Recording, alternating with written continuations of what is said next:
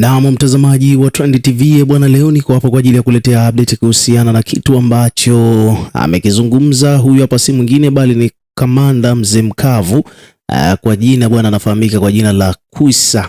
Bwana Kwisa ametoboa siri nyingi sana. Tunafahamu kabisa kwamba Kwisa bwana ni moja kati ya waanzilishi wa moja kati ya brandi kubwa kabisa hapa Bongo za umbea, brandi ya udaku, ambaye huyu bwana Kwisa kama unakumbuka vizuri, Shilawadu ilikuwa ni idea yake.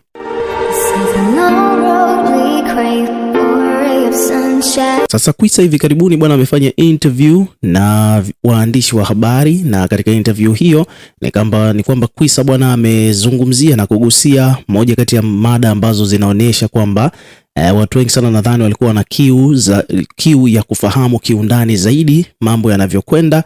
Hivyo basi Kwisa ameamua kulizungumzia sakata zima la issue ya Zuchu na Mbosso.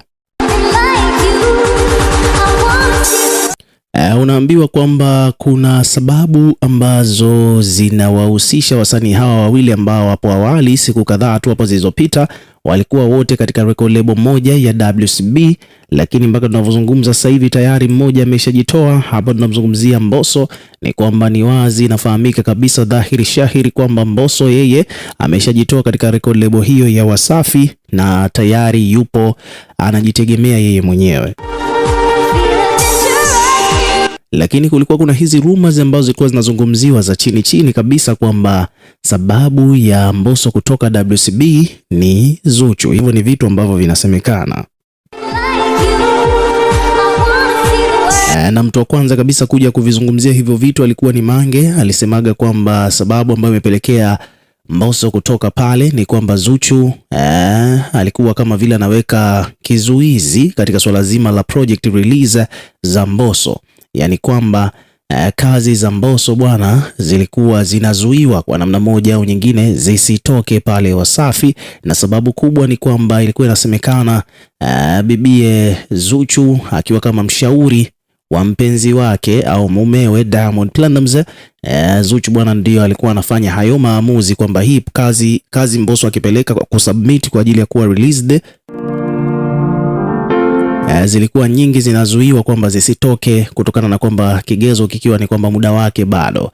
Lakini kwa mujibu wa Mbosso mwenyewe akawa anaona kabisa kwamba hizi project bwana undo muda wake zinatakiwa zitoke. Kwa kutokana na hiyo issue ya kazi za Mbosso kutokuwa released au kuruhusiwa na uongozi kuwa released on time, ni kitu ambacho Mbosso inasemekana kwamba kilimdisappoint na akaamua kuachia ngazi, kujitoa katika record label hiyo ya Wasafi.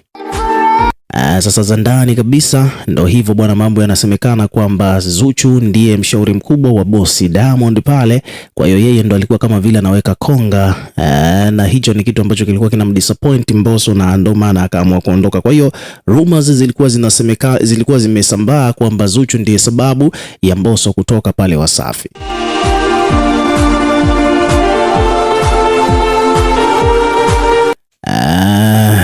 Bwana mambo ndo yako hivyo. Sasa haijajulikana kwamba kwa nini mambo yamekuwa hivyo, lakini wadau wanakuambia kwamba ni kutokana na kwamba Zuchu mwenyewe alikuwa anaona kabisa kwamba Mbosso ni direct competitor kwa upande wake yeye.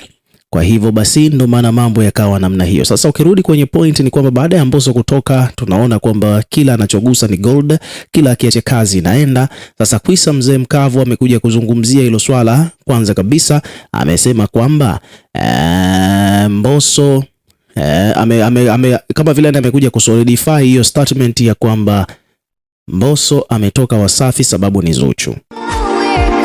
Lakini pia vile akajazia akiwa anadai kwamba hata hizi issues za matamasha haya ya Simba na Yanga ni kama vile wameamua kuwapambanisha hawa vijana, kutokana na kwamba inafahamika kabisa kwamba Mbosso na Zuchu hawana maelewano mazuri. Hivyo basi Simba walivyomchukua Mbosso ikabidi Yanga kumchukua Zuchu. Ni kama vile yani kama waliotea huo ugomvi, kwamba kama vile walijua huo ugomvi upo low key.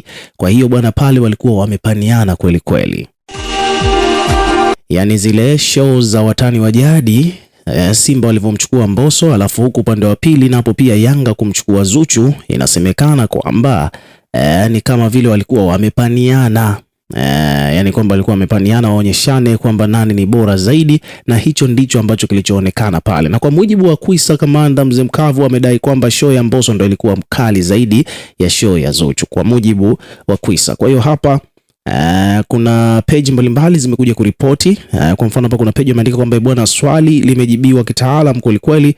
Kwisa, kamanda Mzee Mkavu anadai kwamba show ya Zuchu haikuwa kali kama ya Mbosso, na hii issue ya hawa wawili kupewa show za timu kubwa tofauti ni kama vile walikuwa wamepaniana, sababu Mbosso inafahamika kwamba Mbosso kuondoka WCB sababu ilikuwa ni Zuchu. Peji nyingine wamekuja wameandika kwamba bwana, kwa mujibu wa Kwisa anadai kwamba Zuchu ndio sababu kubwa ya Mbosso kutoka WCB kutokana na kutokuwa na maelewano mazuri baina yao. Sitaki kujua sababu, ila Kwisa watu wanamwamini, na kama amezungumza hivyo na ukizingatia kwamba Zuchu ni mke wa bosi, basi unatakiwa kila mtu unatakiwa uelewe, huenda vijana walikuwa wanapelekeshwa mambo hayo.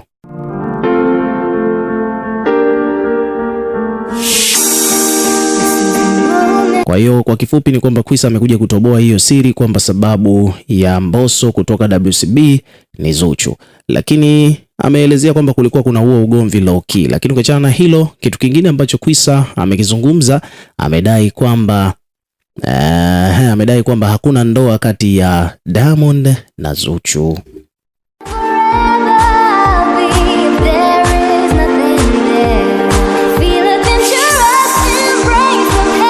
Hiyo ni kwa mujibu wa Kwisa, kamanda Mzee Mkavu anasema kwamba Diamond na Zuchu hawajafunga ndoa.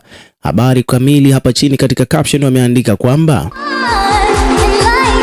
Kwisa amesikika akizungumza au akiuliza kwamba kwani kuna ndoa? Hakuna ndoa. Diamond na Zuchu hakuna ndoa, ile ni biashara. Zuchu anamuingizia Diamond mabilioni ya fedha. Ni kweli wale ni wapenzi, ila kusema kwamba kuna ndoa, huo ni uongo. Wale wako kwenye biashara. Amesema hivyo mtangazaji maarufu wa udaku Tanzania, Kwisa, kamanda Mzee Mkavu.